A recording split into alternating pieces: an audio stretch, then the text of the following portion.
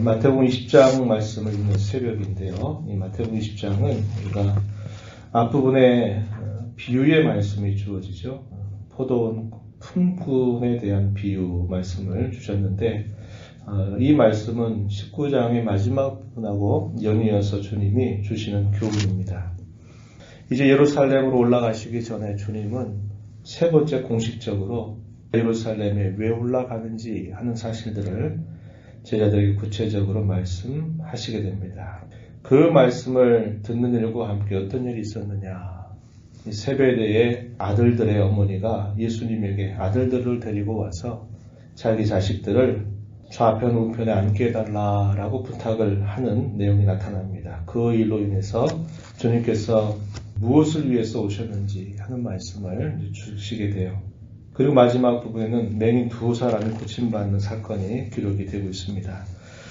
우리가 먼저 이 앞부분에 포도원의 품꾼 비유를 보게 되면은 이 비유가 어디에 초점을 맞추고 있는가 하는 것을 우리가 먼저 주목해야 합니다. 1절 말씀에 보면은 천국은 마치 품꾼을 얻어 포도원에 들여 보내려고 이른 아침에 나간 집주인과 같다. 다른 설명하는 말들을 빼버리면 천국은 집주인과 같다. 이렇게 말합니다. 이 천국에 가는 비유에서 그 집주인이 어떤 성품을 가지고 있는지 이것에 초점을 맞추어서 이 이야기를 예수님이 엮어가고 계시다는 것을 보게 됩니다.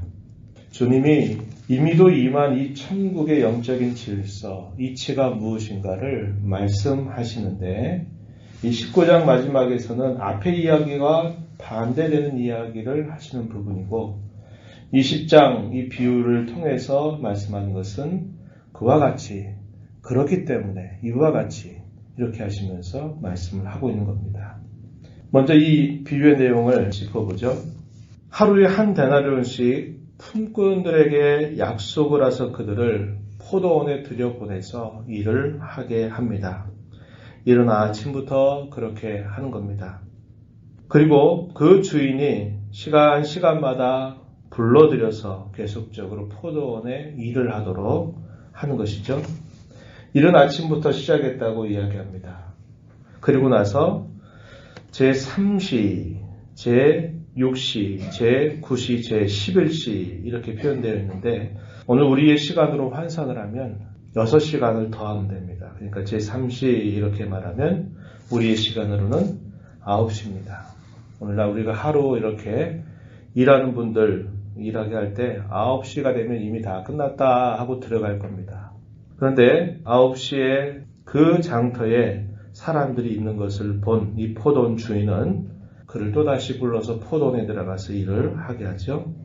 하루 벌어서 하루를 살아가는 가난하고 어려움에 있는 그 일꾼들을 이 주인이 계속적으로 불러들여서 포도원에서 일하게 하는 것입니다. 제11시 같은 경우에는 거의 해가 저물어 가고 있는 때이기 때문에 일을 다 이제 마치고 정리해야 되는 그런 시간이죠. 그런데도 그때에도 그 주인이 또 나가보는 거죠. 어찌하여 종일토록 놀고 여기 서 있냐라고 묻습니다. 그들이 대답하기를 우리를 품꾼으로 쓰는 이가 없습니다. 여기 나오는 이 노동자들은 넉넉한 사람들이 아니에요. 하루 벌어서 하루를 먹고 살아가는 사람들입니다. 그러니 집으로 다시 돌아갈 수도 없어요. 그들의 가족들을 챙겨야만 되는 이 노동자는 계속적으로 떠나지 못하고 그 자리에 있는 겁니다. 그런데 그 시간까지 이 포도원 주인이 나가서 너도 지금 들어가서 빨리 일하라 이렇게 이야기를 해주는 것이죠. 그리고 난 다음에 시간이 지나고 나서 이제 사람 한 사람 노동자들을 불러들여서 그 노동자들에게 품삯을 주는데 순서가 바뀝니다. 먼저 온 사람부터 주지 않고 나중 온 사람부터 한 사람 불러들여서 품삯을 주는데 8절 한번 가서 보시기 바랍니다.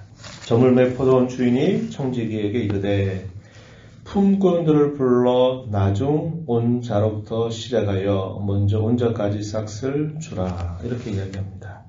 그래서 제11시 오후 5시에 온 사람이 이제 품삯을 받으러 오게 됐을 때 이 사람이 얼마를 받느냐 한 데나리온을 받게 됩니다. 깜짝 놀랐을 거예요. 그 주인이 얼마나 선하고 넉넉한 성품을 가진 사람인지 이것을 분명하게 보여줘요. 이 주인이 생각하는 건 뭡니까? 이 사람이 일한 것만 보는 게 아니라 이 사람이 일해서 그의 가족들이 하루를 먹고 살아야만 되는 겁니다. 그러니까 이 주인의 이 넉넉함은 단순히 그 사람이 일한 시간만 챙겨서 주는 게 아니라 이 사람이 얻은 그 결과를 가지고 그 다음날 하루를 살아가야 될 이 사람 가족 전체를 배려하는 마음이었습니다. 이 사람 당연히 한 데나리온을 받으리라고 생각하지 않았을 것이에요. 거기서 조금이라도 받으면 가족을 챙겨야 될 상황이었어요. 그런데 한 데나리온을 받으니까 얼마나 그것이 감격스럽고 얼마나 기뻤을까요? 이런 모습을 우리가 충분히 확인할 수 있습니다. 그래서 그 다음에 늦게 왔던 사람 한 사람을 불러서 이제 청지기가 주인의 뜻을 따라서 품삯을 주는데 이러한 광경을 지켜본 먼저 온 사람들은 그들의 생각이 달라지게 됩니다. 우리가 처음에 들어올 때 이 주인이 한 데나리온을 주겠다고 약속하고 들여보냈지만 야 저렇게 늦게 와서 잠깐 일한 사람을 한 데나리온을 주니까 야 우리는 몇 데나리온을 받겠다 이런 생각을 가졌을 거예요. 자 이런 기대를 가지고 이제 청지기 앞에 딱 나왔더니 청지기가 얼마를 주나요? 한 데나리온을 주게 됩니다. 반응이 어떻게 보이느냐 11절 보니까 받은 후 집 주인을 원망하여 말합니다. 나중은 이 사람들은 한 시간밖에 일하지 아니하였거늘 그들을 종일 수고하며 더위를 견딘 우리와 같게 하였나이다. 왜 우리에게는 이렇게 이것밖에 주지 않느냐고 원망하는 태도로 바뀌게 됩니다. 주인이 이 사람에게 말합니다. 친구여, 내가 너에게 잘못한 것 아무것도 없다. 내가 나와 한 데나리온의 약속을 하지 아니했느냐. 약속한 대로 주는 것이 나의 뜻이다. 그것은 나를 원망할 일이 아니다. 이렇게 분명하게 이야기를 해줍니다. 그러면서 내 것을 가지고 내 뜻대로 할 것이 아니냐. 내가 선함으로 네가 악하게 보느냐. 이렇게 말을 한 겁니다. 이 말을 들은 그 품꾼은 더 이상 할 말이 없는 거죠. 그러면서 주님이 이 비유의 끝자락에 이와 같이 나중된 자로서 먼저 되고 먼저 된 자로서 나중 되리라. 이런 말씀을 주시게 됩니다. 여기서 중요한 핵심은 뭐냐? 그 주인이 얼마나 선하고 넉넉한 분인가. 다시 말하면 우리의 하나님이 얼마나 넉넉하신 분인가, 얼마나 선하신 분인가 하는 것을 강조하고 또 하나의 강조점은 뭐냐? 그 일하는 일꾼들의 입장에서는 일찍 부름 받은 사람은 당연히 그렇게 생각할 겁니다. 한 데나리온씩 받는 거 마땅히 내가 받아야 할 정당한 몫이다. 이렇게 생각하고 일을 했을 거예요. 그가 감사하는 마음, 고마운 마음, 그가 하루를 일찍부터 부름을 받아서 일하기 시작할 때 그가 갖는 그 고마운 마음은 나중에 뒤늦게 부름받은 이 사람보다 고마운 마음하고는 비교할 수가 없는 겁니다. 오후 5시에 해질녘에 부름받아서 잠깐 일한 사람, 그 사람은 어떤 심정이었을까요? 내 가족들을 어떻게 먹여 살려야 되느냐, 내일은 어떻게 해야 될까, 하루를 어떻게 해야 될까, 이런 염려 가운데 가지도 떠나지도 못하고 있는 그들에게 주인이 가서 일하라고 하니까 품삯과 상관없이 조금이라도 일할 수 있도록 써준 그 주인에 대한 고마움이 이루 말할 수 없는 것이죠. 여기서 왜 주님 이런 말씀을 비유의 끝에서 하느냐? 그것은 감사와 감격, 고마운 마음. 나 같은 사람을 이렇게 이 시간에 써줬다고 하는 그 마음에 대한 기쁨, 그 감격을 가지고 자기가 일하고 있는 것을 말해주는 겁니다. 사실상 일찍 부름받은 사람은 일찍 부름받은 것이 사실은 감사한 거죠. 왜? 주인이 와서 분명히 일하려고 여러 사람들이 기다리고 있는데 오늘 A씨, B씨 당신 우리 가서 일합시다. 이렇게 말하면 다른 사람들 가운데서 자기가 선택을 일찍 받은 거죠. 그래서 염려할 필요 없이 선택받아서 하루를 일할 수 있는 그 보람과 기쁨이 있는데 그것이 사실은 감사한 일이죠. 근데 데려가는데 거기서 거절당하고 또 거기서 거절당하고 한 그 사람들에 비하면 고맙고 감사할 일을 그들이 갖고 있는 건데 그 고마움과 감사는 원망과 불평으로 바뀌어버리게 된 겁니다. 그러나 뒤늦게 부름받은 사람은 기대하지도 않는데 그 주인이 선하고 넉넉한 은혜를 그에게 베푸니까 그에 대한 감격과 기쁨이 커서 그가 포도원에 들어갔을 때 열심과 헌신을 가지고 섬겼을 것이다. 이렇게 볼 수 있는 것이죠. 중요한 건 뭐냐? 구원받은 기쁨과 감격이라고 하는 것이 대단히 중요하다라는 겁니다. 하나님 나라에서 우리가 무엇인가를 하고 섬기고 봉사할 때 이 감격과 기쁨이 없이 봉사하고 섬기는 사람과 이 감격과 기쁨을 가지고 봉사하고 섬기는 사람, 누가 더 앞선자가 될 거냐? 바로 감사와 기쁨을 가지고 일하는 사람이 앞선자가 된다. 이게 천국의 이치다라고 이렇게 이야기한 겁니다.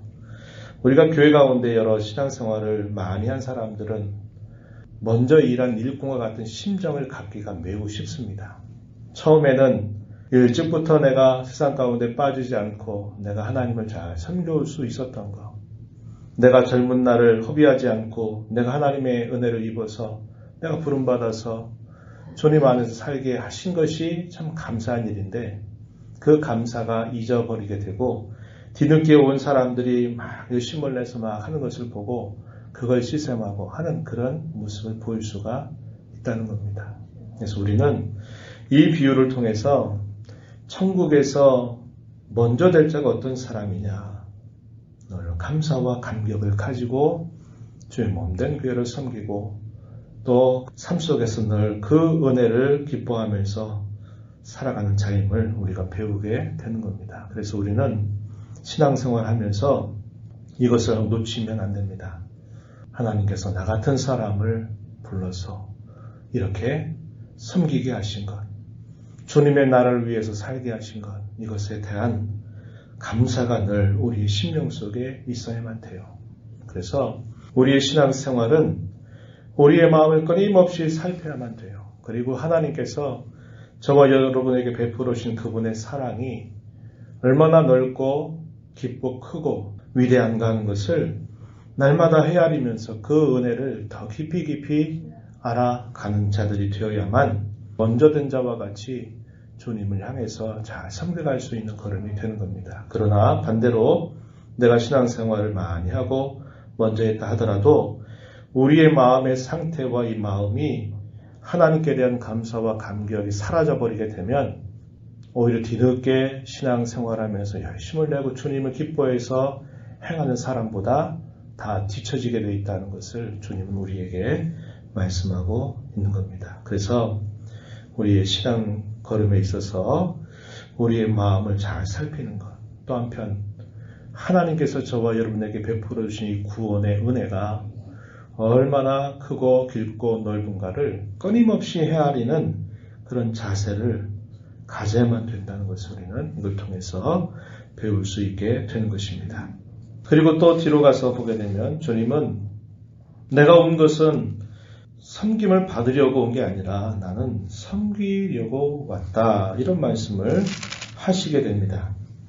28절 말씀, 인자가 온 것은 섬김을 받으려 함이 아니라 도리어 섬기려 하고 자기 목숨을 많은 사람의 대속물로 주려 함이니라. 주님 자신이 섬기러 왔다. 그 섬김의 극치로 자신의 생명을 대속의 제물로 내어주려고 내가 왔다. 이런 말씀을 하십니다. 교회 가운데서 부름받아서 직분을 맡고 또 직책을 맡는 이 모든 일들의 가장 핵심은 뭐냐? 섬기는 데 있다는 겁니다. 이렇게 섬기는 자가 하나님 나라에서 큰 자다라고 이렇게 말씀을 하시는 겁니다. 그래서 우리가 이 마태복음 19장, 20장의 내용을 쭉 종합해서 보면 하나님 나라의 영적인 이치는 겸손하고 섬기는 사람, 그런 사람이 하나님 나라에서 큰 자고, 하나님 나라에서 앞서가는 사람은 어떤 사람이냐? 주인의 넉넉함과 그 은혜에 대한 감사와 감격을 가지고서 힘써 자신의 남은 삶을 그 주인을 위해서 살아가는 삶에 있다는 것을 우리가 배우게 되는 것입니다. 이 말씀은 오늘을 살아가는 저와 여러분의 가슴 속에 반드시 새겨두어야 할 교훈입니다. 이 두 가지를 꼭 기억해야만 됩니다. 그래서 내가 하나님 앞에 늘 겸손한 자로 있는지, 내가 섬김받으려고 하는 것보다 더 다른 사람들을 섬기는 것을 귀하게 여기는지, 내 신앙의 걸음 속에 하나님의 은혜가 날이 가면 갈수록 그 은혜가 크고 깊고 넓구나 하는 것을 깨달으면서 그 감격이 사라지지 않고 그 감격 때문에 더 내가 남은 나의 삶을 주님 위해서 살아가리라, 그의 나라를 위해서 살아가리라 하는 이런 심령이 있는지, 이것을 끊임없이 살피며 나아가야 한다고 한 것입니다. 주님이 가까이 오실 이 재림의 발자국 소리는 더 가까이 왔습니다. 마치 해질녘에 포도원에서 일할 수 있는 자격을 받은 것처럼 저와 여러분은 주님이 더 가까이 오시겠다고 말하는 마지막 때에 부름받은 자들임을 기억해야 합니다. 그리고 이제 주님이 오실 그때를 기대하면서 내가 남은 생에 무엇을 위해서 살아야 될지, 내가 살아가는 인생의 걸음 속에 무엇을 남겨야 될지를 주님 앞에 잘 생각하면서 우리의 신앙을 잘 다져가는 삶이 되어야 할 것입니다. 이 하루 이 한 주간 우리의 남은 삶을 살아가면서 주님, 이런 교훈을 가슴에 새긴 자로 매일매일을 살아가게 하옵소서, 도와주옵소서, 이렇게 기도하시면서 힘써가는 복된 삶이 되기를 축복합니다. 하나님 아버지 감사합니다. 이 새벽 시간에도 저희들을 불러주셔서 오늘도 말씀하시는 주님 앞에 저희들을 세우시고 주님 말씀을 통해서 저희들을 향하신 우리 주님의 뜻과 기대가 무엇인가를 살피게 해주셔서 감사합니다. 일찍이 부름받았던 사람들과 다르게 주님의 재림의 소리가 더 가까이 다가오고 있는 이 즈음에 저희들을 불러서 하나님의 존귀한 자녀가 되게 하신 것 참으로 감사한 일임을 잊지 않게 하옵시고, 하나님 나라에 부름받은 것 저희들이 그 안에서 이제라도 부름받아서 그 나라가 무엇인가를 알고 그 나라의 복을 받아 살아가는 것으로 인하여서 늘 하나님께 향한 감사와 감격을 빼앗기지 않는 삶을 살아가는 저희가 되도록 인도하여 주시옵소서. 하나님 나라에서 큰 자, 겸손한 자, 섬기는 자라고 말씀하신 것처럼 우리를 위해 이 땅에 오신 주님이 섬김의 본으로 우리에게 보여주신 것처럼 저희들에게 주어진 모든 일들과 직책들을 섬기는 종의 자세로 성실하게 잘 섬겨가는 복된 삶이 되도록 인도하여 주시옵소서. 오늘도 은혜의 보좌 앞에 나와서 아버지 은혜를 구하며 또 살아가기를 다짐하는 모든 종들을 주께서 응답하시고 크신 은혜를 더하여 주옵소서. 예수님 이름으로 간절히 기도하옵나이다. 아멘.